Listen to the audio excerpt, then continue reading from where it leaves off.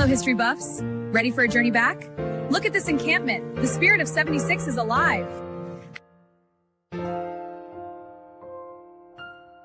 Freedom of our future. A true patriot savors these moments, but the fight for liberty calls. To the encampment for freedom of our future. For liberty.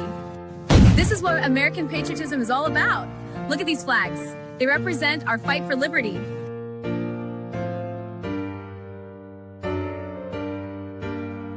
The hour our liberty is at hand. For freedom is brava.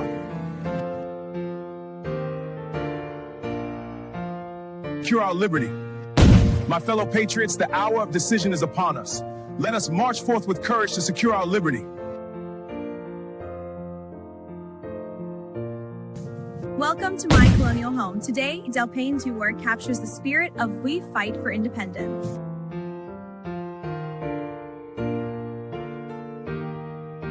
And our freedom.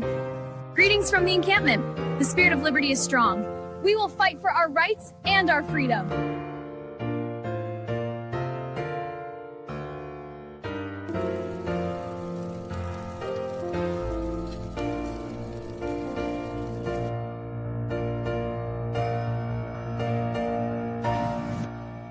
Hour is late. We must enact. To the encampment for liberty.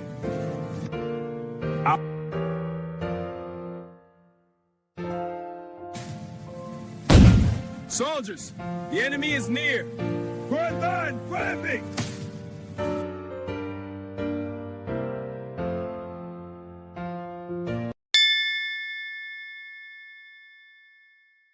Have officially broken bad.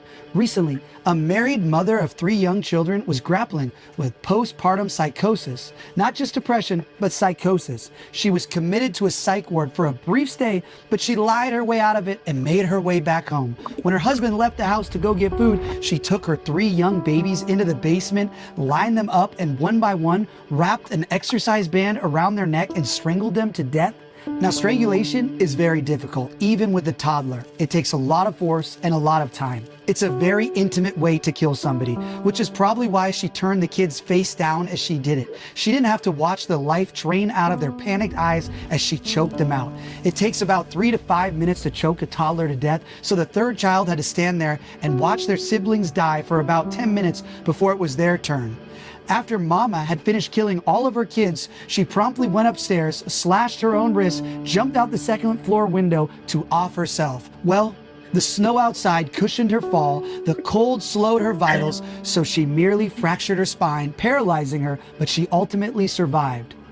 When her husband came home with dinner, he called out for the kids and his wife. Nobody answered. He went upstairs thinking maybe she was bathing the kids. When he got to the bedroom, he saw blood splattered everywhere and the window wide open. To his horror, he saw his wife on the ground outside paralyzed. He asked where the kids were, and his heart sank when she murmured, "In the basement."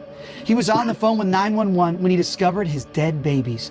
So there's a recording of his screams as he turned over his dead children, seeing their blue faces and their eyeballs nearly bursting from the sockets. The man naturally moved far away in a desperate attempt to reset his life somehow, and his wife is on trial for murder. And women on TikTok are supporting her. Go ahead, look around if you dare. You will see hundreds of psychotic women supporting Lindsay Clancy, blaming the husband. All right, he did it. Patrick did it. Lindsay Clancy is obviously not guilty. He did it. He did it. Patrick's the one who did it. Not Lindsay.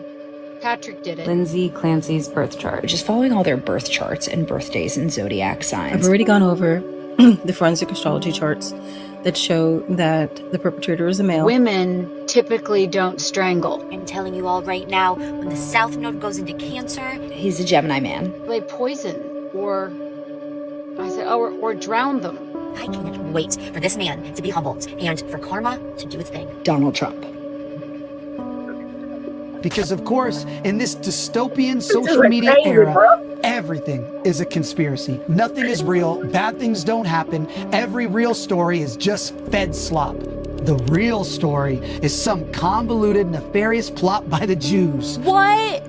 That's so crazy. Whatever the opposite of Occam's razor is, that's TikTok. We have lost our damn minds. I really think that COVID fried people's brains and that they've simply never recovered. We were gaslit to hell, of course. Dr. Tony Fauci funded the development of the virus. He lied about the lab leak. So it came from a wet market in the same place where there's this huge lab that does all the kind of development of exactly what this thing is. That's some coincidence. They lied about the threat to kids. They locked everyone down. I wear a mask to school. I wear a mask to school. It was like some horrendous globalized Stanford prison experiment. Our institutions completely eviscerated their own reputation and dignity. Gavin Newsom locked us down and then had a fancy dinner with friends at the French Laundry. The science told us that if you went paddleboarding alone in the middle of the ocean, you needed to be arrested for killing grandma. But of course, if you riot with 500,000 people, that's totally fine because viruses take a time out when it comes to social justice. Our institutions so thoroughly destroyed any credibility that they ever had, and frankly, they don't deserve that trust anymore. But we've devolved into a buffoonish, low-trust society where now people see conspiracy and malice in literally every corner of human life. Nothing is real, but everything is real. But beyond that is something darker. It's not just that we've allowed ourselves to believe the craziest things. It's not that we've just jettisoned our critical thought. We've lost our humanity. Look at the animals who people are now celebrating openly. Luigi Mangione shot a healthcare CEO in the back and communists celebrated him. Women openly gushed over him and still do. Even as he's pled guilty, they still simp for him. Now, I know women have always been crazy. All famous murderers get love letters in prison, so it's not exactly a new phenomenon. But we can have a discussion about daddy issues another time. That's not what this is. This is something more sinister. What explains the outpouring of love for the mom who strangled her kids? Why are people trying so hard to exonerate her? When some criminal migrant masturbates in front of children at a public beach, the dads rightfully beat the shit out of him. But a woman suffering with suicidal empathy intervenes to protect and comfort that child sex offender? When you see an invasion of Spain, you see a woke woman gleefully waving the invaders in. Is this what matriarchy looks like? Where this kind of suicidal empathy that exploits the noble virtue of unconditional maternal compassion and perverts it towards the criminal dregs of society? All because wokeness now supersedes all normal virtue? We've heard that expression, it's a face that only a mother can love. I know I always heard it. We all know that unconditional maternal love, that superpower that God imbued in our mothers to make sure they loved us, irrationally loved us, so they didn't toss us into the damn river as babies when we're crying all night long for months on end. Their maternal love must supersede all reason and normal emotion in order to make sure that they can even make it through. But now that irrational love isn't pointed at our own vulnerable children. It's been reallocated towards whatever group the algorithm has designated as the vulnerable class. Criminal migrants, drug addicts on the street, any and all of the worst cretins of the planet get full feminine favor and protection as long as they're not the ultimate Satan, the white male. The hijacking of the maternal instinct didn't start with social media. It goes way back to 1995 when she watched Dead Man Walking as a teenager. When that film planted the seed that vile criminals deserve her heartfelt tears. Don't execute this man. You can stop this from happening, sir. Then Dexter injected it with steroids. This is the prolonged conditioning that accelerated with the ascendance of the Byronic hero. We got so cute with finding redeeming qualities in irredeemable villains. Gone are the days of the true bad guy. Now, the cinematic vanguard is in love with finding the humanity in the bad guy, telling the sympathetic origin story. Our parents had superheroes. We have anti-heroes. You're goddamn right. Breaking Bad was so brilliant, but it made us cheer on a narcissistic, murderous, criminal drug kingpin who destroyed his family over money. When Tim Burton did Batman, the Joker was a lunatic. But now the Joker gets his own movie where he's the hero, and the climax of the film is him murdering the orderlies at the asylum. The arts dog-walked us here over decades, with films and television that inverted the paradigm of normal virtue. Cops are the bad guys, outlaws are the heroes, and man, do you see that manifesting in reality today. Scrolling through Mommy Sleuth TikTok is an exercise in pure insanity. Whatever this woke social media blob has done to the modern mind, it's gone far beyond internet sleuthing, and it's spawned an entire generation of hollow-out, depraved crazies. What about all the goblins celebrating the communists who shot Charlie Kirk? You have insane influencers making a fortune off shamelessly exploiting his death, tying themselves in knots with the most convoluted Rube Goldberg bullshit explanations to try and deny something we all saw in 4K and wish we didn't talking. It was an exploding mic. And he had a rigged microphone. And they timed it precisely to the millisecond with the fake gunshot from the patsy. The shaped charge was actually supposed to hit him in the chest. There were Jews hiding under the grass. It was French special forces. Just the craziest, most unhinged shit imaginable. And people believe it. Anything but what actually happened. Anything but the most obvious, straightforward explanation. The woke communists you saw on camera who have prints on the rifle killed an anti-communist leader because communists are violent lunatics. That's it. We have a communist violence problem, but psychos on the internet have made an entire cottage industry around denying and exploiting it. We're not morons. But what's so much worse than these crazy conspiracies is how it drives people to abandon their basic human decency. It goes from just asking questions to demonizing a grieving widow, celebrating her husband's violent death. It's so much worse than just absolving the actual murderer and trying to sabotage the trial. These people have a bloodlust.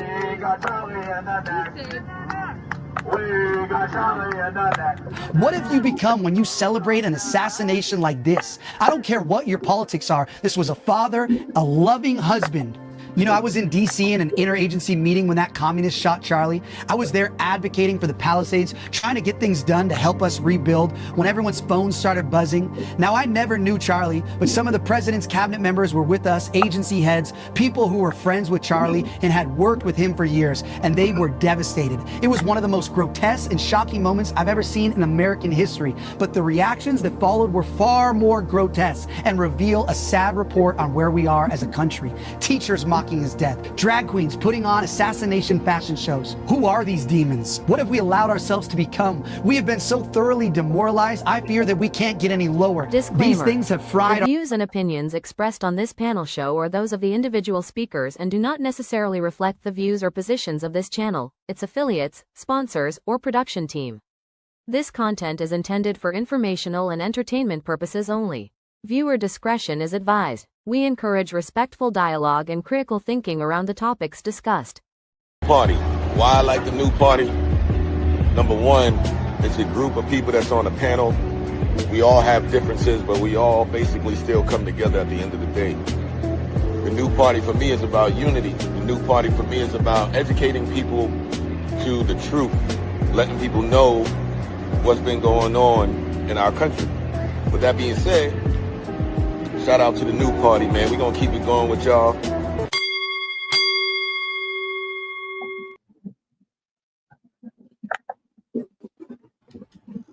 Welcome to the new party. I'm Nora Christine.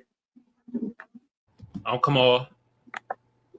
And I'm Average Female Debater. Thanks for having me. Yes, I'm so excited. I met Average Female Debater on one of Fatty's Untouchables panels. So excited to have a logical female voice tonight. We were supposed to have more men, but y'all, I think the men are really just Lindsay Clancy fatigued. So I'm going to need men to pick up the phone and call us. Okay. I mean, we have Kamal, but Kamal can't just hold it down alone. 407-602-8114. Again, 407-602-8114. We are accepting calls. Please star 671 calling so your number's not on the screen. But yeah, we're taking calls all night long. That was a very long intro. Basically, y'all saw, in that intro, Kamal, he's from your neck of the woods. He ran for mayor, didn't win, unfortunately. He did a nice speech. He's saying the conspiracies are getting out of control. What's your thoughts on everything you heard, Kamal? Because you're the most apolitical person probably on our team. Ain't that Spencer Pratt? That was him, right? Spencer Pratt. Mm-hmm. Hey, shout out to Fat Beavis, bro. You were talking a goddamn long time, though. Jesus Christ. Some of the shit he was saying was just outlandish. You feel me? Some of it I do feel I'm like, okay, but most of the shit I'm just like, come on, bro. This my whole thing about it though. ABG, don't be upset, but the white women crazy. All right, y'all great fundraisers, but god damn. But as soon as I was like, man, these white women crazy. Then we get a trans white woman, Candace Owens, right up on screen. God damn, Candace, right? Investigation. This is my thing though, and I don't know if you're gonna play it, Nora, but we did play it yesterday. At first, I was kind of like, well, I still kind of wanted to kind of go to jail and I like throw away the key or whatever. But I do think she's in cahoots with her ex-husband Patrick, because for him to lie about the whole phone call thing, about like, yeah, she was like speaking cool and blah blah blah, and the police was like, no, she was incoherent, she wasn't really speaking, and it's like, why would bro lie about that shit? And it comes to find out that he got a lot of civil cases going on. If she found not guilty, cha-ching, he getting a lot of money. Oh, really? Yeah, because she admitted to, I mean, there are literal females that we know, people we know, Kamal, and I'm not going to say who, that literally believe he did it, that he was sitting there putting voices in her head. AVG, I'm going to let you have the floor after this, but I have to show you how some of these women think. I mean, I know you've probably seen it, but our fans may not have. This is how they're thinking. This is what they think. Yeah, let me play the clip for you. Further on into her travels, I am completely overwhelmed trying to take care of the kids. I'm drowning every day. I feel guilty that I'm spending my family's money and not making any. I feel like you can turn it up as low as hell. That, right? No, that's as loud as it can go. Getting sick. He's a sick baby. A sick baby is miserable. He's sick now with a double ear infection. Clearly has a bellyache. It's miserable. I feel like the other kids are going to get him sick all winter long. She wrote that, right? Correct. I always feel strongly against sleep training. I feel like it's abusive to let the baby cry and not respond, but I made the decision. I did it with Cal. It is way too much crying. It's incredibly stressful. She wrote that, right? Correct. He's okay. He will be okay. It's not harmful in any way. The doctor said it was okay. Plenty of people sleep train their kids at that age. It's necessary as a third child, is what she wrote, right? Correct. I feel incredibly sad and guilty about not breastfeeding anymore. That was the one thing I could do to help his immune system, and I can tell he really doesn't like the formula. I'm very sad about this. I know at this time it's what I needed to do for my mental health. She wrote that, right? Correct. And then the statement started getting smaller and smaller as time went by. One occasion, it's like I'm desperate to get a mental break from taking care of everyone. My mind is trying to make something physically wrong with me. My mind never shuts off. It's constantly thinking of the next thing. So, all right, AVG, I heard enough of the lies. Tell me your thoughts. Are you a mother, AVG? No, I don't have any children. But that doesn't mean I can't sympathize for the situation. I think it's absolutely horrendous. And the fact that women are comparing, just daily struggles with motherhood. And, it's not an easy feat from what I've seen. I have a stepsister that has multiple children. And I also basically helped raise my brother. My brother is much younger than me. He's 8 years younger. There's definitely going to be tough days. I don't think that gives somebody carte blanche to go and compare yourself to a woman who unalived her children in cold blood with an exercise band. That's just baffling to me. It's either a desperate attempt for clout seeking that they're doing this and making these comparisons, or they legitimately feel this way. I don't know which one is more concerning, probably the latter, but only by a small margin. Well, ABG, this is what they think, a lot of them. They think the husband was putting voices in her head and made her think she did it. And then he did it. He went and did his errands, threw her out the window, then came back and said, and faked. I mean, I cannot wait till they release the 911 call because I heard it is gut wrenching. There's somebody, a journalist who I personally know. I met her when I went to the Diddy trial. She's very legit. She's very somebody I trust. And she said it was the worst thing she's ever heard. I mean, there's no acting with this guy. The guy literally found his kids on the ground. Like, you can't act that. I've seen acting. You guys can go watch this documentary. That's out on Netflix right now. And that was acting. It's the preacher's wife or the dead preacher's wife, something to that effect. But this was not acting. I mean, what do you think to women that say that, the conspiracy theorists? That they think that he was doing some kind of psychobabble on her where she... Yeah. I mean, how can we ever really determine that? But I think it's at best highly speculative. I've seen some of the evidence. I know that he, said that he forgives her and that he's trying to basically help her, get off so they can pursue these civil charges, which I believe are against doctors and other authorities that have overprescribed her. Am I correct in that? Yeah, and I That's understand what Kamal that. was saying. He thinks that they're in cahoots because they want, she gets off, then, okay, well, now we have reasonable insanity. And so it'll be good for his civil cases. Yeah, possibly. I don't do criminal law, but like obviously, if she's behind bars, it's a lot more difficult to lead multiple civil suits. At least from her perspective, he could probably do most of the heavy lifting, but I don't know how that works in terms of her getting a monetary award if she's incarcerated. It'd probably be just in his name. She not gonna get it though. He leading the shit suing the hospitals for negligence and shit. So he's leading all the civil cases, and it most definitely is gonna get the cha-ching. You feel me? So yeah, she needs money on the books. She needs money on the books. I mean, she's never, let me be clear. I don't think she's ever going to get out. If she gets off, unless they say like not guilty, like she's never getting out. Like they're going to commit her to somewhere. Yeah. I would have a hard time believing that she'll just simply get incarcerated or, get the, which state is she? I don't think that she would be eligible. Yeah, she's not eligible then for the unalivement penalty, but I think they'll probably put her in an insane asylum because that seems to be a lot of the case that they've led, that she's been over medicated and that she's been suffering from like these psychotic break moments. She's been hearing voices. To put a person like that in just standard jail probably isn't happening.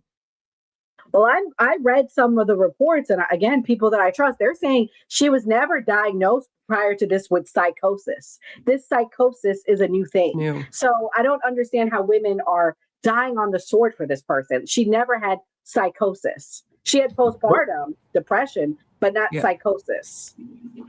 But Nora, are you surprised at women dying on this hill? Yes, we're surrounded by idiots, honestly. I don't know what else to say. We are surrounded by idiots. I mean, because and I also think men have treated women so bad. I'm sorry, I'm going to say it. And I know men are not going to like that, but men have treated women so bad that they are looking at this as revenge for whatever man fucked them over. Your baby daddy, your father, your husband. I think the person that made a great you. Women hate men. And I think that's why these women are doing this. Because I've listened to some of these women talk and they say how much trauma they've been through. And I believe they've been through trauma, but I think they're projecting onto, what's the guy's name? The husband. Patrick Clancy. Patrick. Yeah. I'm going to kind of take a middle of the road thing there. I sure, obviously women have had some difficult moments with men in their lives and but I think the main thing is the feminist mindset that has corrupted women against men and made it a really like a battle of the sexes, so to speak. I'm not denying that, women have had bad experiences with men. Everybody has, I suppose, in some capacity had a bad experience with the opposite sex. But I think feminism does a lot of the heavy lifting on this.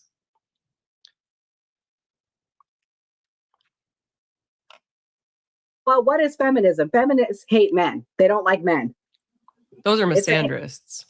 Well, these women, when you listen to them speak, they hate men. They are filled with hate with men. They will tell you they were raped by their father, their daddy, by all these people, and they're filled with anger because they've been hurt by men. And I'm not saying it's all men's fault. I'm just saying the reason the women that are supporting her, I believe they are filled with hate for men. When you listen to a lot of them speak, the ones that went out there, they got the pink shirts on, they have all these trauma stories, and people are trying to say they secretly hate their kids. I've read that. That might be it too. But I think they're angry with men. Fair enough. Yeah. I'm going to play this other clip and then I'll get Mia in here. This is a divorce attorney and this is what he had to say. 100%. I've already been consulting with some men in custody cases where their baby mama has been doing the solidarity hold the heart thing with the Lindsay Clancy stuff, and he's like, hey, this woman's got all kinds of former depressive issues, she's had self-harm issues, this now is evidence and validation that I have of that fact. Concern based upon prior allegations with no evidence, but allegations of hitting the kids. And so, yeah, we're going to go and swing for the fences, and we're going to try to strip this woman from having visitation rights. I want to be able to have a forensic psychiatrist interview this woman, just see just how wackadoodle she is. And we're going to use her TikTok posts. All right, Mia. So what do you think about that? There's a lot of men that are breaking off engagements. They're, they talking about taking away their kids. I mean, over the weekend, we saw a woman who was, I don't know when to say she was inspired by this, but 3 of her baby's throats, 2 of which died. One of was alive, and there's a man holding his baby. So what's your thoughts? Hold on. So she may have potentially been inspired by like the Lindsay Clancy, or it just happened to come at, I mean, so much stuff happens after like certain shit happens. I mean, it was this weekend. I don't know. I don't know, man. I don't know. I mean, same, Lindsay, same. I don't know. I mean, did she post the video? I don't know. I don't want to say all that, but this was revenge to her husband. They were going through a divorce. Yeah. And she split 3 of the 2 of the kids, and the one was alive. It was sick. It was disgusting. But these are the mental capacity, I think, of some of these women. This is the state that they're in. Yeah, I'm not super shocked. A lot of people divorce. Who you marry is not who you divorce. Who you marry is not who you divorce. And I'm not shocked that any woman or any man, men do this all the time. They will go in and they will murder their kids and leave the wife or almost ex-wife alive, so she knows what they did. Happens all the time. I'm not surprised. I'm a little disheartened that people are like breaking off engagements and like potentially ruining their lives or their love life over a case. Like, it's okay. We can agree to disagree, bro. It's not that big of a deal. It is not that deep. We can agree to disagree. We don't have to see eye to eye on everything. We can have respectful discourse and just understand that maybe we're just not going to see this the same way, and that's cool. I don't think women should be like unaliving their children or leaving their husbands, and I don't think husbands should be leaving their wives or breaking off engagements over some shit, because at the end of the day, like, none of us are going to prison for Lindsay, right? Like, I'm not going to prison for her, you're not going to prison for her, like, nobody's going to the insane asylum for her. I mean, it really has nothing to do with us. We're bystanders looking into the box and seeing what happens. So it's crazy that people would like implode their whole lives and like destabilize their children's lives over a case. And I mean, it's crazy to me. I would never do something like that. Like, if we don't agree, that's cool. No water under the bridge. Like, I'm going to keep it moving. It's crazy that people are taking it this serious. But I will say this though, as a man, if I hear a woman agrees and back Lindsay Clancy that supposedly killed her kids, I'm divorcing that woman too. Get her the fuck out of my area, please. Yeah, that is crazy. I'm telling my son, if you ever meet a chick that says she's cool with this, no, don't bring her home. Don't be bringing no grandbabies to me. Don't even lay up with her. I agree with these men. Get away from her. And if you have kids with a chick like that, call CPS. I'm sorry. It's just facts. Especially little babies, maybe teenagers. I guess I'm a little bit more nonchalant about it. I mean, I'm not taking this case personal. I don't take it personal. My husband and I agree a little bit, and then we disagree on certain parts, but I'm not like gonna throw away like 16 years of my life because there are certain parts or certain aspects that we don't agree on and certain aspects that we like do agree on. I don't know. I guess I'm just more blasé about it. And I'm not gonna ruin my life. Like, I'm not gonna ruin my life over some stuff. Cause this feels like, back in 2020 when we were going through like the whole alphabet stuff, it was like a social contagion. Like, everybody was this way or everybody felt this way and everybody got on the bandwagon. It kind of feels like that, where in 6 months it's going to die down and people hopefully will like come to their senses. Well, let's put in perspective. Thank you. Let's put in perspective, right? Let's say you find out that, I don't know if you're married or not, but like you find out that the man that you're in a relationship with is doing TikTok posts about a man that's recently been incarcerated for like assaying and IPVing his wife on the regular. And he says, bitches are they need to get a good smack. And if you want to have your way with them, you should do that. And he's like, same. And he's doing all these like TikTok reels and stuff. Would you leave that man? I definitely would have a lot of questions and be like, what's going on here? Like, what are we doing here? I would definitely have some questions and be like, is this for clout? Like, are you making money off this? Because at the end of the day, like, we also got to remember, this is a revenue stream for a lot of people. So everything is smoke and mirrors, and most of this stuff is fake. Because you understand, the more wild people act, the more views they get, the more, even if the comments are negative, it still hits the algorithm and it still keeps it churning. So you also I take what I see on social media with a grain of salt because Nora knows. We know mad fake people. Nora and I have said to each other multiple times that we are the realest people we know because we know so many fake people who present one way and then next thing you know, like they have family that's like, let's just say a lot of people are fake. How people a lot of smoke and mirrors. Like we know somebody who is a black supremacist, for example. That's the best way I can put it. And his kids are half white. Yes. That's an example. I mean, but if you were to listen to this person talk, you would be shocked because I was shocked to find out that the children were like biracial, like white biracial, like white black biracial. Like I was taken aback because of the way this person presents themselves and they talk for hours on end on live stream. It's like a KKK person going home and having a black wife. It is mind boggling because some of these people are that fake. So I think too, when it comes to that stuff, I guess I would have to have a conversation because am I in on this joke? Are we chasing that paper because gas is $5 a gallon? Or is this how you actually feel? I had to throw it in because gas is $4 a gallon. I just got gas on my way home. I'm jealous, me. My gas over here almost $6 goddamn dollars. But let me ask. I think I might be wrong, but I think AVG was asking more if not your husband or whoever you with is the content creator, but agrees with a content creator that be on this type of time. Let's just and up does the content ante. about The it. nigga PFAL.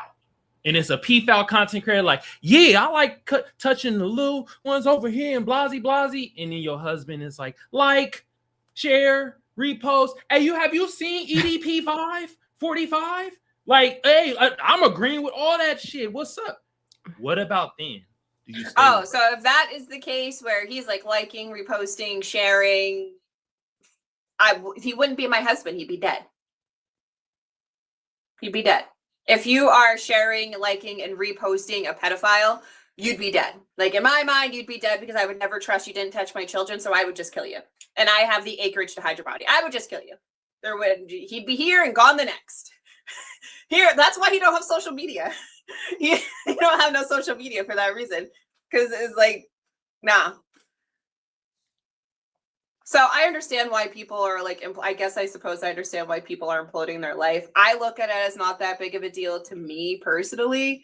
But then again, my husband's not really into like what's happening. And it's, we just talk about some of the random facts. You're very intelligent. Let me be clear, because I know your position on this case. You're a very intelligent woman. You research things. You're very logical. These females, like, I'm not trying to be rude. They're not that like deep. They're not. They were like outside the courthouse and pink and shit. And like that to me is like, that's crazy. So that's why these men should run, because they're not like that deep. They're not investigating it the way you get what I'm trying to say? Mm-hmm. They're just like, yeah, I think the husband did it. But secretly, it's two things. They hate men or they hate kids. That's really what it boils down to, I think. Unless you did a deep live like you, Mia. Like when you listen to these women talk, like, I don't know, I'm going to play a clip so you can see what I'm saying. They're just not like even when Lisa Rinna said what she said, Patrick did it. She doesn't really know much about the case, but she's just like surface level saying that. Well, I think, Patrick has he has attorneys around him. I would be careful, especially like Lisa Rinna, where maybe he could.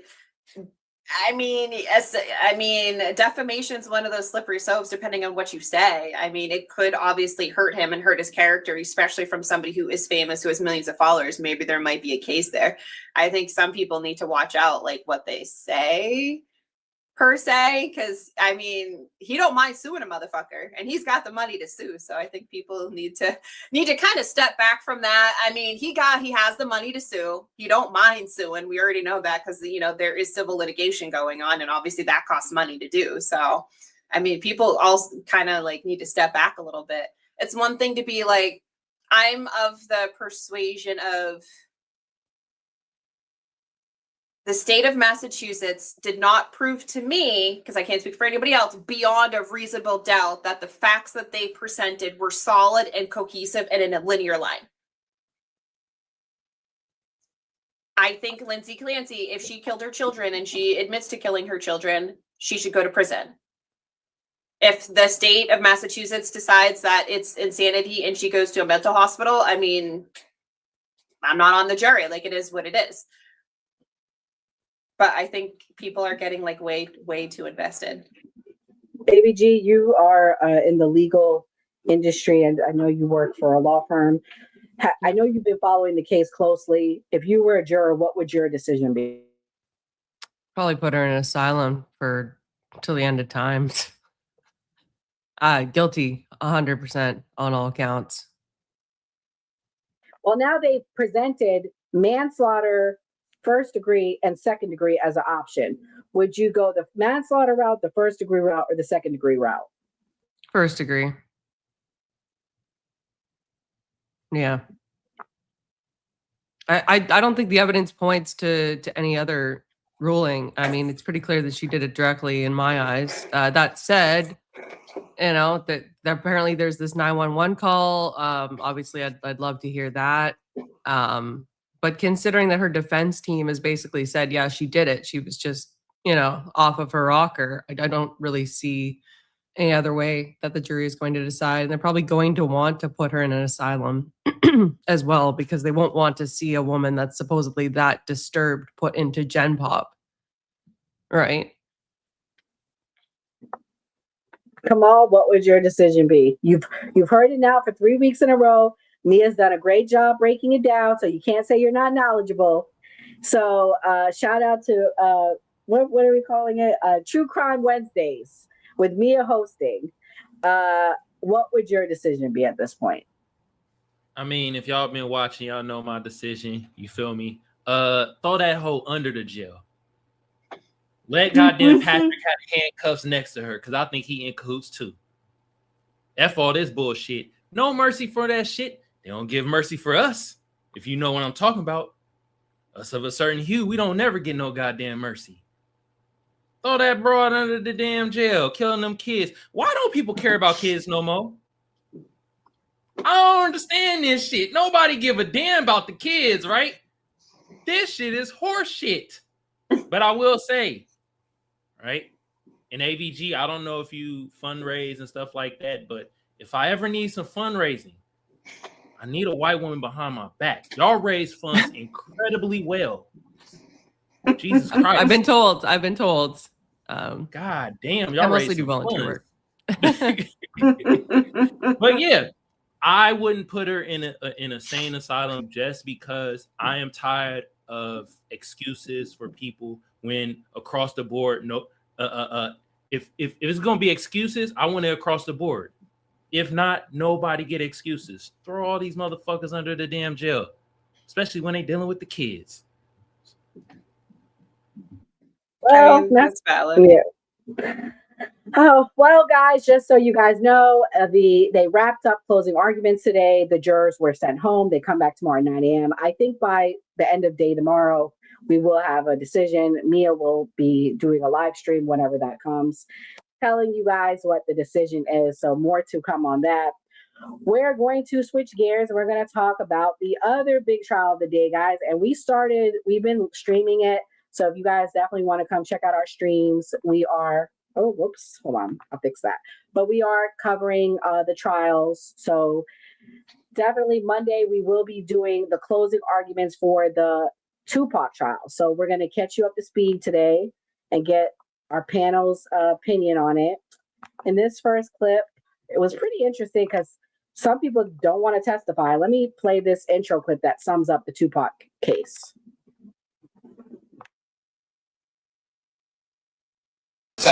1996, Tupac Shakur came to Las Vegas to attend a Mike Tyson fight.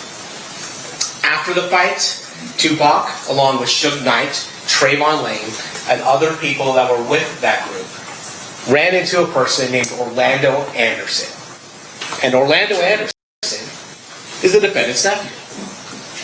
And when they encountered Orlando Anderson sitting by himself,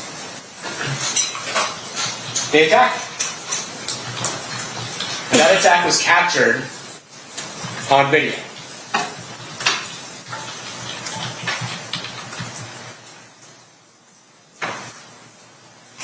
Then, a few hours later, Tupac Shakur and Suge Knight drive down Flamingo Road to Club 662 where Tupac is scheduled to perform a concert. Then 2.5 hours later, after Tupac and Suge engaged in the beating of Orlando Anderson, they are gunned down. Tupac is gunned down in a drive-by shooting from a white Cadillac in an act of revenge. During those 2.5 hours, you will learn that the defendant was escalating and planning the retribution for the beating of his beloved nephew. Now, let's be clear. Duane Davis did not pull the trigger. But what he did do was plan the retaliation for the beating of his nephew. You will learn that Duane Davis got the gun. You will learn that he got into a white Cadillac. You will learn when the opportunity presented itself for retribution, Duane Davis made sure that the shooters were armed and ready to execute their revenge. And remarkably, you will learn that from Duane Davis himself. We have some But major to understand what happened on September 7th, 1996, record number on the of US streets service of members Las announcing Vegas, we need to go about 275 miles west to the city of Compton, California. What you'll learn is that Compton is about 10 square miles. But in the mid-1990s, those 10 square miles were occupied by over 30 gangs claiming its territory. And important to this case, there are two gangs, Mob Piru and the Southside Compton groups. Let's talk a little bit about the Mob Piru.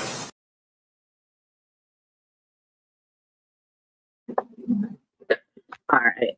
So, Mr. West Coast himself, Kamal, what's your thoughts on the Tupac Keefe D trial?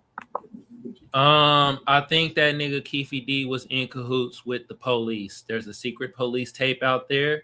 It's been known that, you know, the people within a certain category, the feds, were in cahoots of killing Tupac, from what I heard, allegedly. I don't want to get Tasha K, y'all. Yeah, that's what I think. And there's a tape out there. Yeah, they whooped Orlando Brown's ass. I seen that ass whooping. It was whew. But the reason why people are saying that Duane Keefe was in cahoots with the feds to do this to Tupac, because back in the day, Vegas during that time, during the Tyson fight, there's no way a car getting away through all that damn traffic on that street. Ain't no goddamn way. Unless they had the right of passage, you know, the feds is like, come on this way. Here we go. Come this way. Yep. That's valid. So that's what I think. But I will say allegedly, because I know, you know, we ain't trying to get sued for defamation and shit. So, well, allegedly, there's another celebrity attached to this. I'll say the name after. But in this clip right here, this was a hostile witness. He did not want to testify. Let me play it. Task force specifically for the Biggie Smalls murder. That's correct. And you are aware at some point he's removed from that task force, right? Yes. And one of the things he does is he steals the Tupac file. I object to the word steals. I'm sorry, he borrowed. I don't mean in like a legal sense I object. This is a person I object to. I'm not raising an objection. I take issue with the word steal. Any detective can take case files with them when they leave the department. It happens all the time. It's extremely common. In fact, I just did a series on Bundy last year based on the same exact thing. One of the lead detectives on the Bundy case in the 70s took a box of files with him, and we were able to obtain those files, and we made a show about Ted Bundy based on those files. Are you a detective, sir? No. So you can't sit here and tell us what a detective can and cannot do. Fair? You're not a detective. Like legally, I can't say that. I can say based on my experience as a true crime producer for the past 20 years, it's very common in my line of work to come across files that detectives have taken home. Main character? So I want to make sure I'm clear. You're telling us that Detective Kadeen took a file that he wasn't even part of the investigation on? Thank you.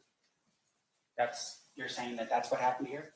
Judge, I assume with fact, not evidence. No. I think he mentioned that, Judge. What do you mean? He took a file that was not a case, he didn't work? Yes.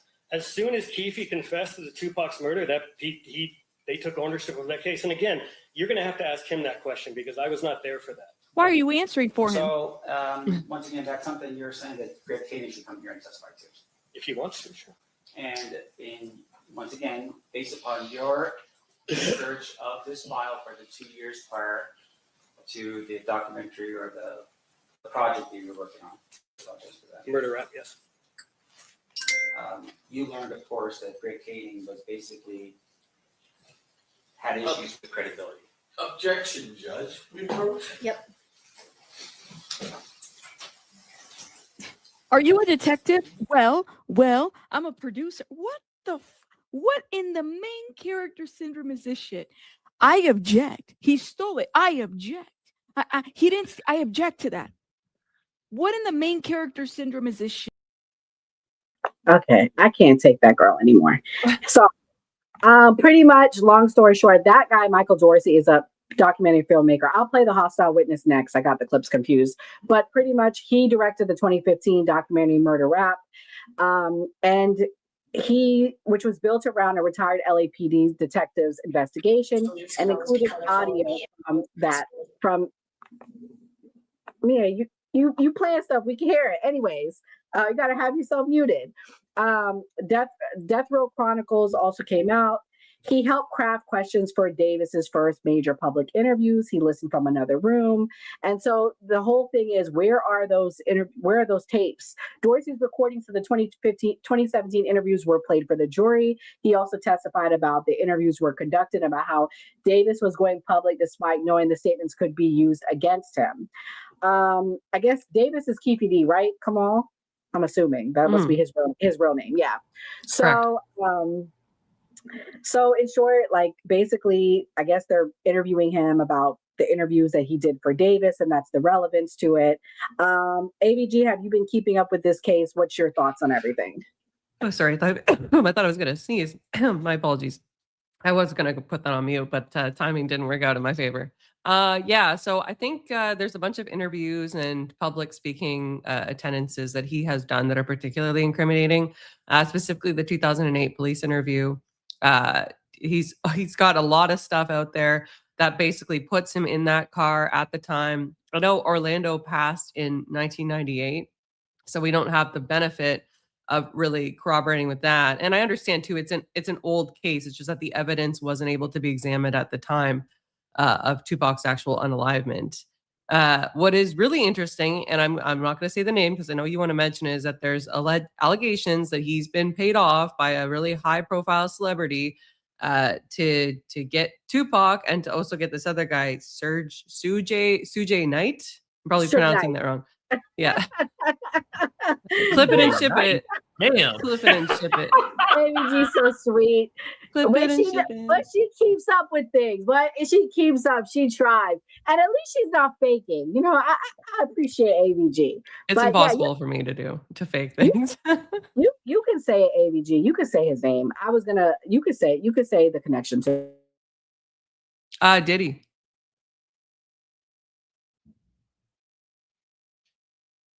I mean, Slim was supposed to come tonight. I'm mad at Slim, but Slim really feels strongly that Diddy is never going to see the light of day. That once Keefe D is now prosecuted, this is the nail in the coffin for him, because now they will have Keefe D. Maybe they will try to work with him in some way to reduce the sentence. What's your thoughts, Mia? You like going down these rabbit holes. What do you think? I mean, I am not shocked at all if Diddy is in this, if he paid, if he greased the wheels. I mean, you get to be a certain level of celebrity in certain circles where you have no choice but to work with the feds, right? Like, in order to keep yourself alive. So it wouldn't shock me if Diddy and the federal government were in cahoots when it comes to eliminating competition. Because if you notice, whoever's the last man standing, cheaters always win. Nobody who plays the game correctly and appropriately ever wins. If you were the last man standing, it's because you cheated somehow. And I mean, Diddy's one of the last men standing. Him, Jay-Z. I mean, after Tupac and Biggie were both unalived, I mean, it helped out a lot of people. It really slimmed the herd down, and then we ended up with like basically 3 that stood at the top. You know, you had Dre and his crew on the West Coast. You had Jay-Z and Diddy, who have tentative, almost truce between the two of them because they kind of branched out in different ways. But once they were dead, it really thinned out the herd and left like the 3 there to control like the rap game of sorts. So they're all probably working together. I mean, I hate to say it because, you know, I don't like the saying, oh, well, somebody's death made somebody else's life easier, but that's kind of the truth. Like once those 2 were dead, it made everybody else's, all the players on the board's lives easier. So they were all probably in cahoots together, whether they admit it or not. I think, I think that this is going to be the nail in the coffin for Diddy. I think that once they get Keefe D prosecuted, they're going to then go after Diddy next. Because I think Keefe D might talk. He might want to get moved. He might say, you know what, I did it. Can we work out a deal? But I don't know. But this one witness, guys, this is the clip I want to play. He did not want to testify. Here we go. Today between attorneys and witnesses. James McDonald, also known as Mob Janes, announcing that he should be treated as a hostile witness, reiterating several times that he did not want to testify, but was forced to because of a subpoena.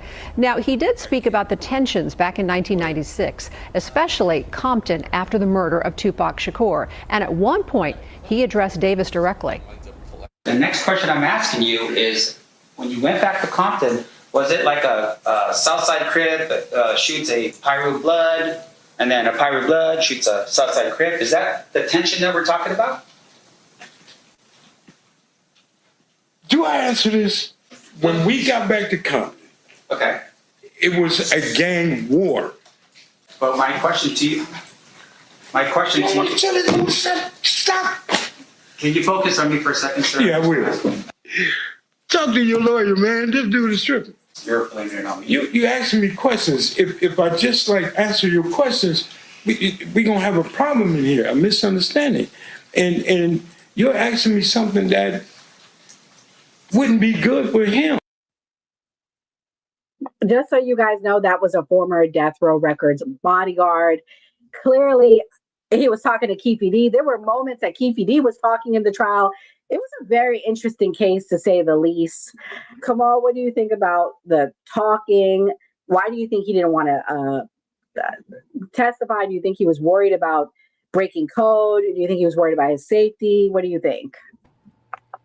I know a scared nigga when I see one. Bro was scared. Bro was scared. That he is fearing right now. That is the man that had the fear of God put in him. He is like, I don't want to say nothing about this because he probably gonna end up dead, allegedly, if he talk about it. Sad to say, right? I will say this. To me, a point. I feel that Tupac was the least tame out of everybody, right? So that's why I think they had to be like, oh, we got to get rid of bruh, but then we got to get rid of Biggie too, so it make it seem evened out. I think it was all calculated because I think Biggie and Pac was the least tame out of all the people we named. They all was compromised, I feel like, right?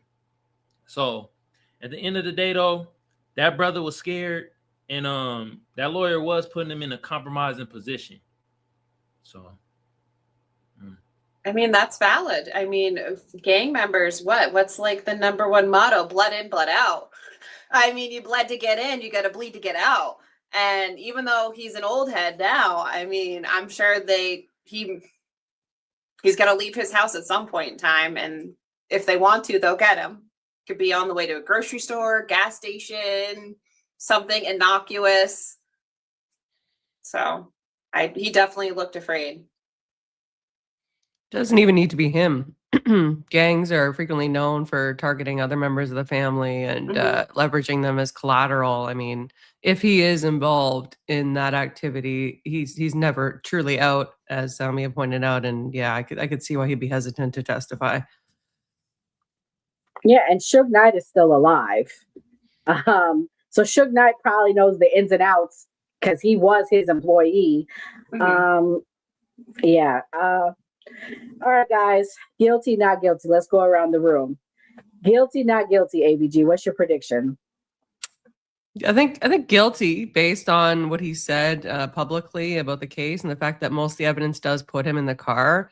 Now, the allegation is that Orlando was the shooter, right? So obviously he's not going to get the full brunt of the law, but I think probably guilty.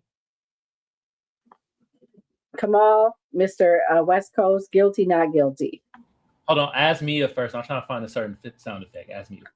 I'm gonna say guilty because even if he wasn't the shooter, you're in the car. You're guilty by association. You were a co-conspirator. You're still guilty. And obviously, we'll never really know because half the people that were in that car are dead. So I mean, guilty. I'm going to say guilty because I went to the Diddy trial. And when the feds have their teeth in you, they're going to get you somehow. And this is their way to really get him. Once they get him on this murder for hire, he's done. He's in prison for life. That's where I think they're going to get Diddy, this murder for hire trial. They're going to get Keefe D to turn on him and give some sort of facts and testify and say he paid him. He didn't pay him necessarily to do it, but he paid Orlando, like you guys said, to do it. And he was witness to it. That's what I think is going to happen next. They have Diddy right where they want him, and he's never getting out of prison. Never, ever. All right, Kamal, what do you think? I found it. I got y'all. Y'all want my answer?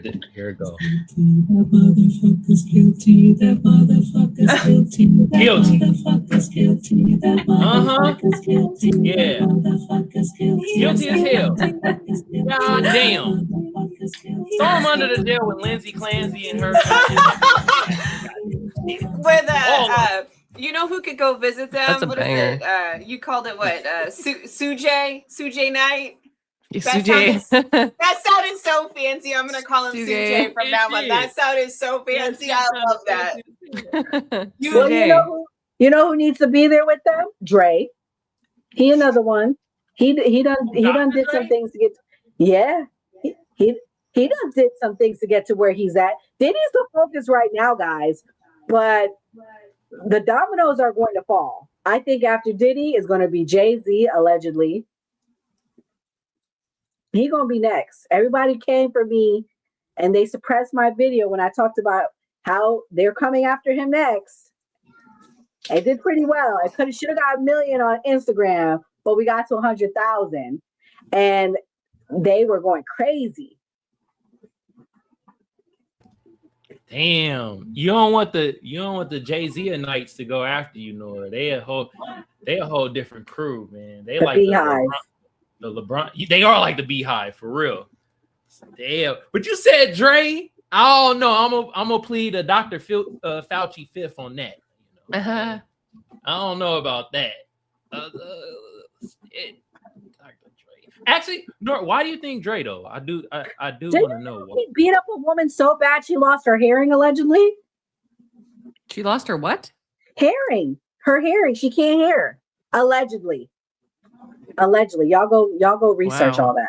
Y'all go Did he research smack that. both ears? Y'all go research time? that. I can help you find Y'all pretty much any topic. see Alexa, they listen it. Alexa off. But He did the symbols move, like, you know. Well, what is it? Dre's first baby's mother of his first son. She said that he was extremely physically abusive. Because this would have been back in the 80s when he was starting to really blow up. Yes. She provided those backup vocals for him, and that's how they met. Because she provided the backup vocals, and I think she's the mother of his first son, and she said he beat the fuck out of her. Allegedly beat the crap out of her. He also allegedly attacked a female writer for a popular magazine back then. I can't think of the name of the magazine, but back then she was a very well-known female magazine writer.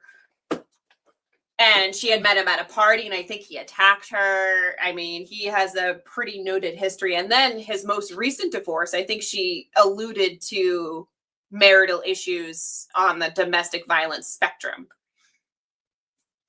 Yeah, Nicole Young. I remember that story. That's a long time ago, it feels like. Maybe not deaf. Wait, I think I'm thinking about Wesley Snipes allegedly with Halle Berry, but he is violent and he was nasty. Yeah, like I'm serious. Like Dr. Dre is not a nice person. Like he's really not. Like honestly. And it's not just things he's done to women. I truly believe you don't get to that level of success without a few bodies. That's all I'm going to say. Allegedly, it's what I think. Allegedly. Mm-hmm. That's fair. Well, Mia, you need to cover The Preacher's Wife. That's a very sad documentary. Oh my God. You need to cover that next. I'm gonna have to. I'll probably do it next week. I'm off. I have a couple days off before Wednesday. But yeah, I don't really know anything about it. I just started seeing it like trending on TikTok, and I watched a video, and just like this girl was narrating some of the things that happened to her, like when she was still alive, like with her husband or whatever. And I was like, this man is crazy. This is crazy. I couldn't have. That's why I'm not religious. There's no amount of Really? abuse I'm gonna take for the Lord to be married to somebody like that. Do you know the case, AVG? No, I don't. But I mean, generally, like I go to an Orthodox church. Generally, the idea is like if you have a problem like that with your husband, that you can go to the priest. Like if your husband's honestly, he was the priest, girl. He was the priest. He was the head pastor. Yeah. And he was over the congregation, and the other senior pastor found out things, and she tried to get him unplatformed. I don't know I go to church, but I don't. Removed. Like he'll be removed as clergy. Yeah, and the elders were like, "Oh well, according to the documents, nothing we can do." Well, that's what I mean. Is like usually the priest has a priest. Like my priest has a spiritual father as well, and he can go to them. But you're telling me that they disregarded it? That's kind of messed up. What religion was it? I think it's non-denominational, but like for example, when I went to a non-denominational church, my pastor had a bishop that he was under. So usually you have a bishop. So I think it's all how they write the documents. But I honestly think he should not get 501. Like he should not be tax exempt with these allegations. He should never be allowed to have a church in his name. I mean, I don't think. Well, Mia will probably do her investigation, but I don't think he caused her to kill herself. I don't think he killed her. I think she unalived herself. Let me be clear. But he drove her to it. And it was a terrible, terrible things. Y'all talking about like some shit that going on social media, or this also like on Netflix or something? It's a new Netflix show called The Preacher's Wife. It's very devastating. It's very disheartening. It's the saddest thing I've seen in a long time. It was the grossest thing I've seen in a long time. It's why these women are out supporting Lindsay Clancy. That was the revelation. I thought, I see. I'm not gonna lie. For 2 minutes, it said maybe Lindsay Clancy's husband did do it. That's what I was thinking after watching that.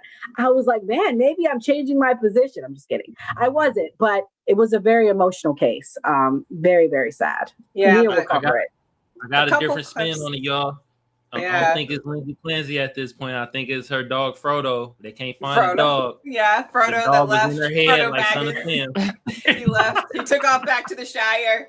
He hopped across the border to where I live, back to the Shire. He's probably in my backyard, hanging out with my dogs.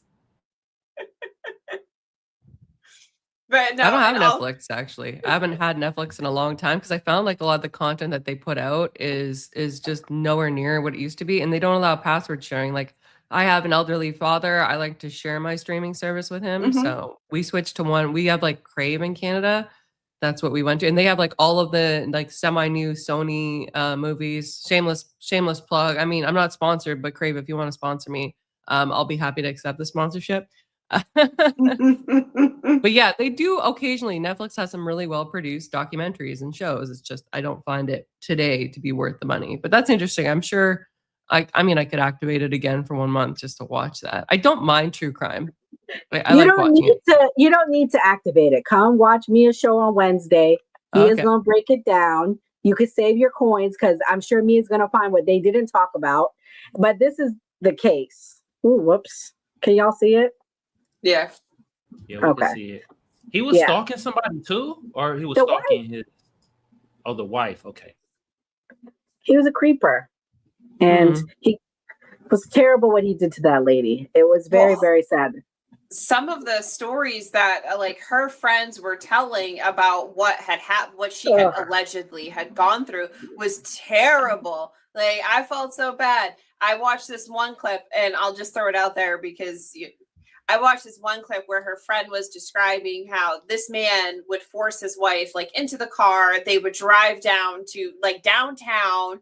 They would find like transient homeless people, and they would force her to participate in unseemly things with homeless people. And she obviously, and he would finish on her. You got to put that line in there. I didn't want to say it like that, but no, yeah. you got to put it. You got to put it. You got to say everything. I'm not trying to freak you guys out, but I got to give you how sick this guy was. And this was a pastor.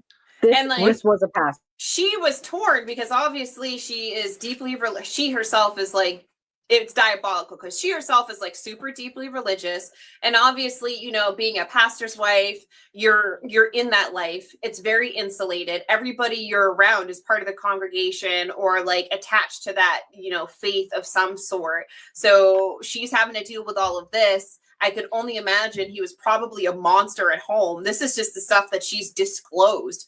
There might be other things that she was too ashamed to even say out loud that had happened to her. This is just the stuff that you're she forgetting told. you didn't see all of it. The other thing he did was he would want relations 4 or 5 times a day. So much so he made her get on testosterone. She was the worship leader for the church, and she lost her voice because of the testosterone. And it gets even worse. If she would deny him relations, he would make her not sleep at night. He would go and mess with the lights so she couldn't sleep until she gave in. Okay. Sorry. Go Sorry. ahead. And some of his sermons. So some of the sermons that some people had like clipped were super weird and diabolical too. They were like, he was like talking about angels coming down and like basically insinuating like women have to, you know, service their husbands because it was super weird, super seedy, super weird. I mean, it's not a church that I would go to. I would have listened to about 10 minutes and been like, I'm out this bitch. This is As good. someone who is a devout Christian that goes to church most Sundays, he is not someone that I would have shepherd me. I would have seen right through him. I'm sorry. Go ahead, ABG, because I know you're Orthodox. Yeah. So a few points. Number one, the like predator homeless person stuff. What in the freaking Paul Bernardo, Carla Homolka is that? That's downright evil. Number two, putting your wife on testosterone, which has devastating effects, is next level messed up, bordering on like T stuff, which I don't support, and like forcing somebody to do that. That's totally messed up. But in terms of like him requiring her to, you know, do her marital duty, I don't think there's anything wrong with that. Like, you know, hate me or love me. I honestly think that if you're in a marriage, that there is an obligation for you to have relations with your spouse. It's, you know, been proven to increase connection. And in Orthodoxy, it's actually a mandated part that you're supposed to have that romantic, intimate connection. You're supposed to do the boot knocking, you know, when your partner wants it. 5 times a day, ABG? Hey, you know, if he's really good in the sack, like what's there to complain about, you know? Does he have bad What about hygiene? with homeless people? Is it required to do it with homeless people too? I just want to understand. Okay. Obviously all not. right. Like I said, I condemn that part of it. That's messed up. But a husband that wants his wife to go down on him or to do a bit of boot knocking in the afternoon, evening, morning, and maybe once in the midday, I don't think there's anything wrong with that. I think that that's something you should do. And if you don't want to do that with your husband, I have a bigger question for you. Do you even love this person? Why are you married to them if you're not romantically into it and you don't want to smash that thing? Okay. Well, there are people that have exless marriages. And now that I do think is a problem, but 4 or 5 times a day, come on now. Now he has an ex addiction at that point and he needs to go and get help. Well, I think, I guess like the biggest thing for me isn't even so much the 4 or 5 times a day. It's the fact that if she says no, she is tortured. It's sleep deprivation. She's tortured for saying no. That part to me is like the biggest, craziest thing. So like, you know, it took forever for women to be able to even get the courts to recognize that they can be raped by their husbands.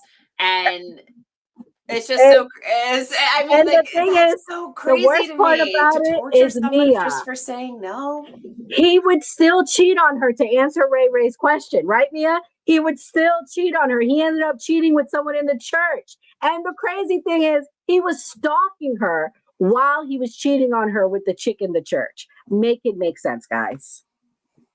He's obviously a disturbed man. I mean, they're going and like preying on homeless people. But I just want to say, you know, for the 4 to 5 times a day, I can get behind the man on that. But everything else, I'm gonna throw out. That's just messed up. Okay. I have a question. So y'all said this man went with his wife to the homeless spot of the area he was at, and he let the homeless people give his wife a money shot? Yes. That's what she told her friends. It's messed up. Very interesting. Going to homeless people for the money shot. That's crazy. And I'm going to be honest, like, he don't look like he's anything. I don't know. I'm not sure what state they're from. I don't know if they're like from Alabama or someplace. South Carolina. Well, he don't really look like anything special. Not something 5 times a day special. I mean, it'd be different if he was like, if he had a 6-pack you can grate cheese on. I mean, that'd be different. It'd be like, we knocking boots. Is in the eye of the beholder, okay? Not if you want it 5 times a day and you're gonna torture me if I say no. You better look like it should be done 5 times a day. You don't even be looking like that. But you say South Carolina, I've seen some of the people down there. I'm not surprised. He also targeted her. He knew this girl from when she was 13 years old. She ended up getting married to her 18-year-old boyfriend. And then he started grooming her to have an affair with him while he was married to his wife of 5 kids. They end up leaving their spouses for each other. And then he forces her to get implants. She goes crazy. He admits her into a psych ward. And yeah. I mean, wait a minute, Nora. I agree with you, but something was wrong with this guy, though. Like, yeah, obviously. But I don't think that. I think we need to normalize that. You know, you don't just, after you've been married to somebody for some time, just stop giving them the nookie. Like, I think you need to have a healthy sex life, and I don't think it's unreasonable for a partner to want an intimate connection with their spouse, not with the homeless people. Just the spouse, to be clear. Within the sanctity of marriage, okay. I think it's fine. Wait a minute. You said this woman left her spouse to be with this preacher bird, and preacher bird left his spouse? The guy, the boyfriend, you got to see Mia, you got to find the picture of the other guy. I can't find it. If I find it, I'll send it to you. Her first guy was such a cutie. He was such a sweet guy. Like, I'm like, why would you leave him for this schmuck? But I believe he was grooming her. I believe he coerced her. I know why. Because he told her, look, you stay with this nigga, right? You ain't gonna have as much fun as you be with me. I'm gonna have you fucking a lot of homeless people. She was like, I'm intrigued. Oh my God. This shit is, oh my God, Lord excitement. Finally, shit. She was like, the other guy was boring. He ain't never thought about bringing some homeless peen to me, right? God damn. If I had to guess. Oh, sorry. Go ahead, Mia. No, you're good.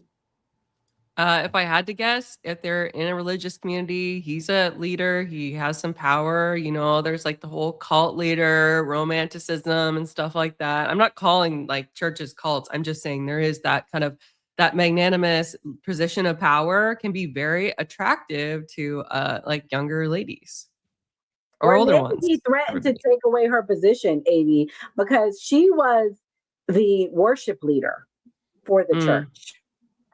That's a mistake. Number one, she shouldn't be the worship leader. But yeah, who knows, right? Who knows what went behind the scenes? We really don't, right? Unless is it covered in the documentary? Yeah, she's a garden tool. I don't know. Like, the thing is, there's a lot of holes for me. I feel like she was very secretive until she couldn't take the abuse anymore. Well, I feel like that kind of makes sense though, right? Because she probably has like these multiple dueling like thoughts in her mind. Like, she's super religious, she's married, her husband's a pastor, right? Like one of the core foundations for religion, especially if you are legitimately religious, is to obey your husband. Obviously, to obey, you know, your pastor, your bishop, your minister, whatever you want to call them. Like those are people that you are taught foundationally to look up to listen to take their advice. So I can imagine she probably had like a lot of just dueling thoughts. Like on one hand, she has this man that treats her incredibly terribly, but he probably wasn't terrible 24/7 either. He probably did nice shit for her. Maybe it was a 50-50. And then he's also her religious leader. He's also kind of her boss. I'm sure if he pitched a fit and said, I don't want my wife doing this, she probably would have lost her job. I mean, there's probably many pathways that she was feeling stuck. I'm not surprised that she was very secretive, because who the hell are you all your friends are his friends. I mean, your entire life is this man in this church. So who is she going to tell if he's like, abusing her and torturing her? Not many people. And usually predators are very good at finding the perfect person and insulating them and removing them from their support system and saying like, here's my support system. My support system's better. And next thing you know, maybe she is a little bit more away from her family, her people that she grew up with, maybe even her hometown if she had moved towns. Predators are very, very good at making it appear that they are doing it for you in your best interests, but really they're just a predator, and it's easier to devour you when you're not with your family and your support system. Like me, I don't know if this case has gone to trial.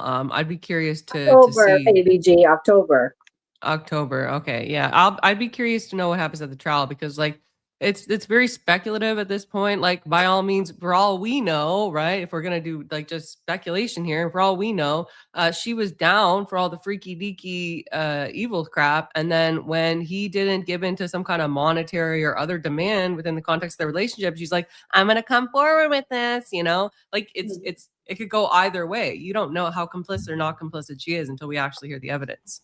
And I want to be clear, he's not being tried for her unalivement. Her unalivement has been ruled a suicide. What he's being tried for is lying to the police. Like, because I guess he wasn't forthcoming about something. And then also like some sort of like mental coercion that could have led her to do it.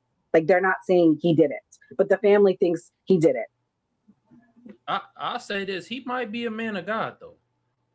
Because throughout this whole ordeal, he made this woman sleep with homeless motherfuckers. And we not hearing her have one VD at all. Nor this guy. That's like, we don't need to know her medical history. I mean, just the internet. We would have found out. I'm telling you that I'd be right curious. now. I'd be curious to know Maybe why that's she did it. What tipped her over is maybe she ended up with some sort of disease, and maybe that's what tipped her over to telling at least one or two friends about what's happening, potentially. Could be. Damn, this shit crazy. Hey, white men, y'all gotta do better, man. Does he got a father in the household? Jesus Let me tell you about the father. The father was a massive pastor as well, but he was found guilty for sleeping with prostitutes and taking his son to go sleep with prostitutes. So his father exposed him to all of this stuff. That's messed up. Far from the tree. God damn. Yeah, there are like certain stories like this that make me thankful I am not religious. Oh, don't knock That it made just me because there's a thankful. couple bad apples, like. Oh no, I have an appreciation for religion. I personally am not religious, not like that, but I do have a great appreciation for it. For all religions, I don't.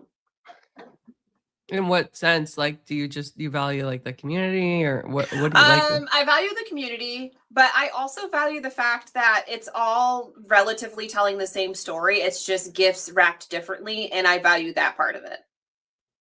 Like the reassurance, like part of it, or no, literally the stories, like the ancient stories, the floods, all of it. Because if you go back, multiple religions tell similar stories of heroes and so on and so forth, whether it's mythology or not. And I can appreciate that because it all seems to be human need trying to find connection and meaning, and it's all wrapped differently in different ways.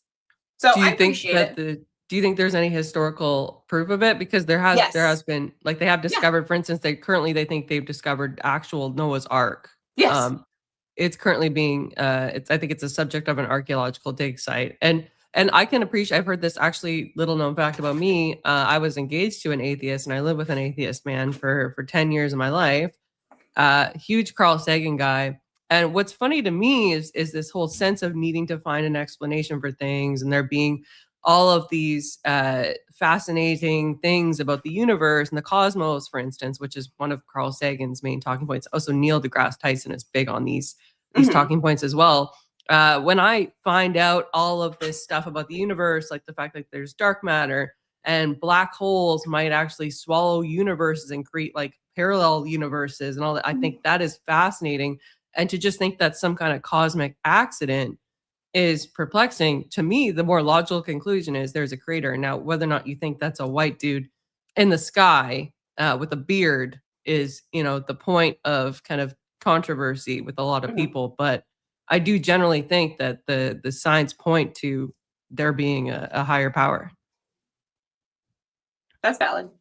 Yeah, and now most people then from there they think, okay, even if there is a higher power, why do I need to join a church? Well, depends on whether or not you subscribe to the teachings of the Bible. The Bible is, my priest always tells us, makes it very clear that you need to be part of that community and have some kind of shared collective responsibility for your actions. So, anywho, not trying to get an apologetics debate, just trying to, give a little plug for Christianity, You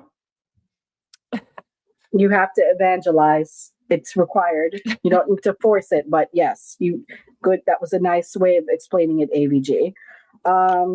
Yeah, we do talk about religion on the podcast, AVG. We've done a few shows. I've had what do they call them? The Black Hebrew Israelites. I've had. That is Captain. Did you talk about Captain Tajar Nanar?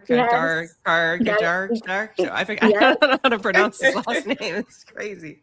We had a debate where our co-founder, he's not here tonight, debated a good friend of the show. He's a pastor, but I don't know if you like his content, AVG. He be going hard against the Orthodox and the Catholics. But oh, cool. You talk about the one sassy? No, our friend Alton. I ain't never been Alton. I never been on. Yes, you know Alton. I thought you talk about the other sassy ass pastor. No. No, not the MAGA one, right? We're talking about not MAGA, someone else. They debated on should we have education in schools. So it was a good debate we had. So yeah, we host debates on that. So yeah, we dabble in the religious talk. So it's good to have that. Religious education, right, religious Nora? Education, yeah. right. Okay. Yeah. It was like obviously we need education in schools. Yeah. I do have one question about the preacher thing. Was his wife? Was she under any narcotics? Was she under? He had her heavily on lithium. And the other thing that was messed up, guys, she got diagnosed with bipolar while she was with him, and he would withhold her meds. Poor woman. I mean, this is, I hear your point, ABG. Don't believe women. I believe this. This is the one time I'm going to say I sympathize for this person. I really think he was a disgusting human being. He's a predator in every sense. You know what? I'm gonna need you to go watch a documentary. Watch me inside, but also watch the documentary. It was terrible what he did to her. Yeah, I'm not going to deny that he has some responsibility. I'm just saying, we probably will want to see what happens in October, because that will determine whether or not there was some kind of shared interest in what they were carrying out, right? I don't like to just give her, the pass, because unfortunately the tragic thing has happened and she's gone. I like to also to remain open to the idea that, okay, maybe there was something else at play there. And hey, at the end of the day, the trial supports a conclusion that she wasn't, that she was his brainwashed, kind of like, what is it? Stockholm syndrome victim, right? I'll be willing to concede there. I am a very reasonable person. For those that know me, I know that I'm new to you guys, but Yeah. The sexual stuff didn't freak me out. Let me be clear. I didn't really get too moved by that. It was everything else he did to her. Do you get what I'm saying? Because how do we not know she didn't enjoy it? I'm gonna be real with you. A lot of women enjoy stuff like that. Like, unfortunately, I'm not saying. Yeah.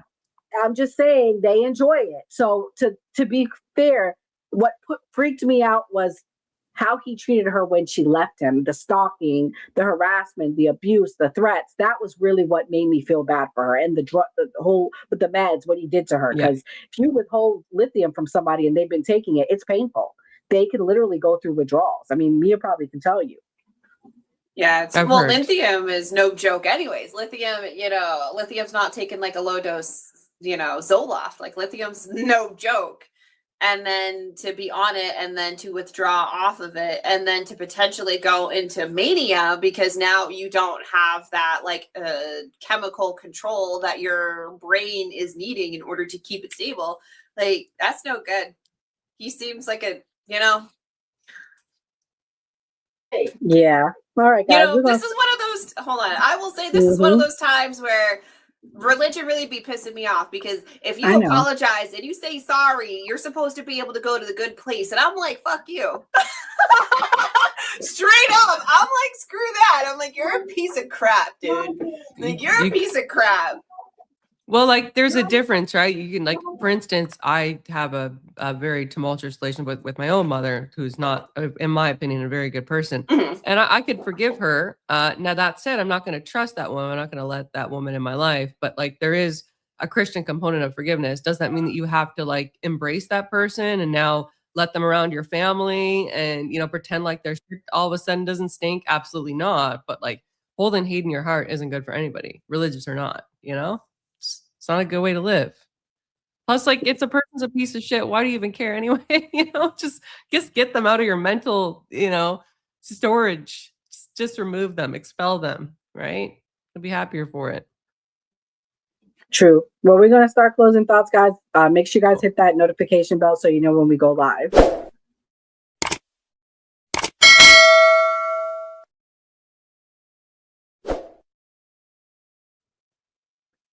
AVG, thank you for coming. Let everybody know where they can find you and your closing thoughts. Yeah, for sure. So I'm AVG, female debater, aka average female debater. I do social issues debates primarily on YouTube, but also on TikTok. You can also find me, in addition to my YouTube channel, on which is right there with the handle, on X. The only difference is instead of the ATE, it is the numeral 8. So follow me there for some updates. And hope you subscribe and like the show this evening. I'll be posting your link, Nora, in my chat so people can go follow you as well. I will do the same. AVG, do you live in Canada? Because you mentioned Canada. I didn't want to cut you off earlier. I do. Yeah, I'm a Canadian. I've lived all around Canada. I primarily now my job is civil litigation. I handle small claims court matters. And I've also worked in employment and labor law and human rights doing tribunal work. So that's what I do. I'm obsessed with the Barbie and Ken case. I finally heard about it. Do you know the case I'm talking about? Are you talking about the Paul Bernardo Carla Homolka case? Yes. Yeah. What a psycho, and she's living free. Yeah, that's they're our most famous, and they're actually from Scarborough, I believe, if you didn't know. So that's like near, most people know Toronto is like the biggest city in Canada. I think the GTA anyway is over millions. Fascinating case, occurred in the 90s. So, I mean, like I was born in 1990, so I was a kid when this was all going on, but we still talk about that case. And yeah, it is kind of messed up how he's behind bars and she's just free. She's just living her life. I think she's in a relationship now too. She got married to the lawyer's son or friend or something, and she has 3 kids. Mia, you need to cover that case. Mia, that's another sick one. Write that down. Ken and Barbie, Canada. Maybe we bring AVG for that. That's I'll come to that. One. Oh, yeah, I know that story. Yeah. Yeah, you got to do that, Mia. You got to do that. What I'm telling you, Mia, that one is hot. That's a hot one. That's a sick one, Mia. Like, well, is that the one that they were sexually assaulting women together? Yes, and her sister was one of them. Her sister too. They drugged the ladies, and they would like bring them back to hotels and in other areas. Get them intoxicated to the point where they were basically not able to comprehend what was going on, essay them, and eventually Schmurder. Paul would theorize that he would do most of the slicing and dicing. Sad. Very sad. That's so All right. terrible. This has been a good episode. Oh my God, I'm going to have to make a list of all the stuff we have to cover now. But we're definitely going to cover that preacher's wife for sure. I'll cover that next Wednesday because obviously that's hot and I have access to Netflix. So I am definitely going to watch it and I'm definitely going to cover it. And I do need a laser pointer. Ray has a good point. I do need a laser pointer and I was actually have one in my Amazon bag and being ready to be purchased because I need the whiteboard. If I don't have the whiteboard, I'm never going to keep my thoughts organized. So I will be getting a laser pointer for the whiteboard and I will definitely cover the preacher's wife. This has been great. Thank you, AVG, for coming on. Hopefully we see you again. You can come hang out with us. This was wonderful. Sure. And I hope everybody has a good night. Yes, thank you, AVG. Come on, what's your closing thoughts? Man, shout out to AVG. We give air horns. Hold it together because we be having guests on here and they can't make it through the whole show. Shout out to you. This was a great episode. We touched a lot of topics. This is why we have range over here at the new party, which y'all should be subscribing to. Hit the notification bell, all that good jazz. Hey, shout out to Ray for the gifts and stuff like that. You feel me? Shout out to everybody in the chat too. Y'all's really on topic today. Appreciate that. If y'all want to follow me on my end, you see it down below. Kamal Johnson on YouTube. You feel me? Yeah, the Keefe D thing, I think he was just in cahoots with the feds, allegedly. And yeah, I do believe what Mia is saying that Diddy, you feel me? Nora saying it too. Diddy, Sue J Knight, he might be on it too.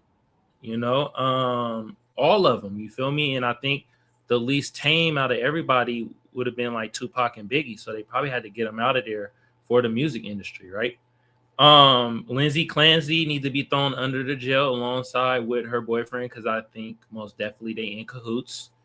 Believe it or not, I think they both in on it. And Patrick has a lot of goddamn connections within law enforcement and the judicial system. That's why I think Lindsay Clancy is going to probably get off because the goddamn prosecution is dog shit. And then the last thing we talked about was that the preacher shit. And goddamn, I'm going to have to go watch that stuff on Netflix. And wow, man, he was making his woman suck homeless meat. That's crazy.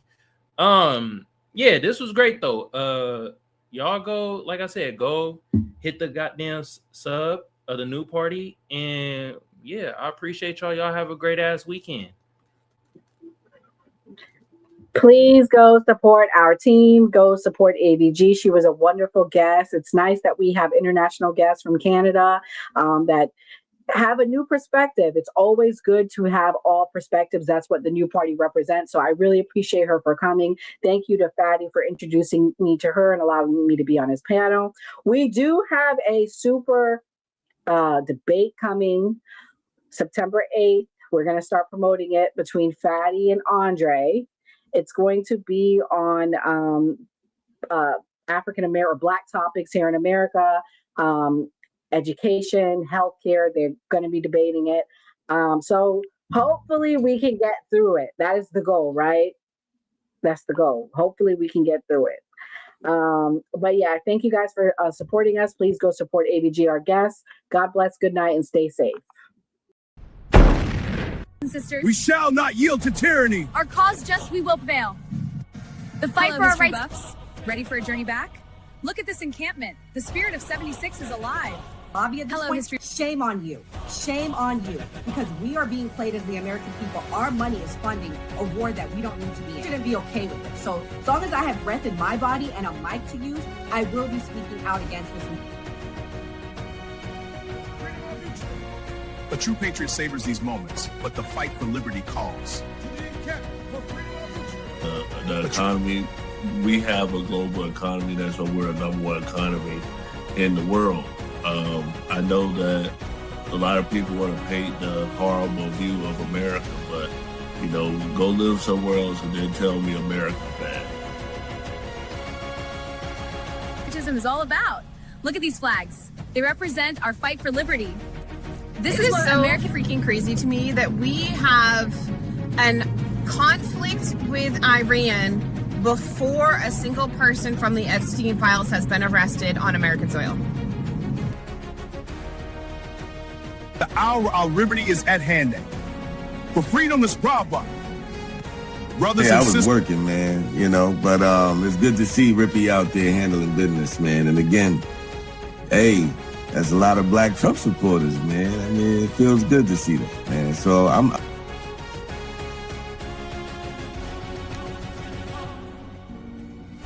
My fellow patriots, the hour of decision is upon us. Let us march forth with courage to secure our liberty. A real coach. People are getting sick of it. The moment a celebrity steps slightly outside the leftist approved narrative, they get attacked. Chili from TLC gets heat over allegedly donating to Donald Trump. For liberty. The British advance. We must act. Our supplies are low, but morale is high. Then we fight for liberty. Pain's work captures the spirit of we fight for independence. The Welcome to people my that said they were anti-war. I think they said no new wars. Yeah, they voted for a president that was not going to start any new wars.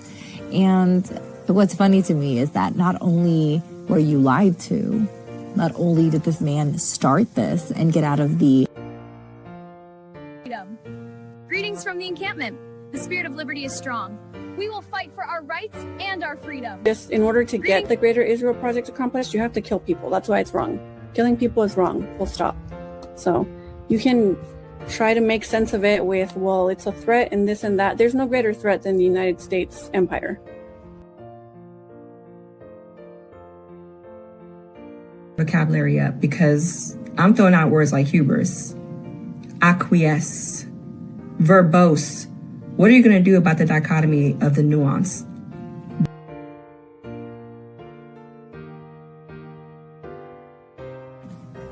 To the encampment. For liberty. And what I've learned, and I'm not a liberal or a Democrat. I voted for Trump the first time, but he's become a politician. He lies like all the other politicians. He deceives like all the other politicians.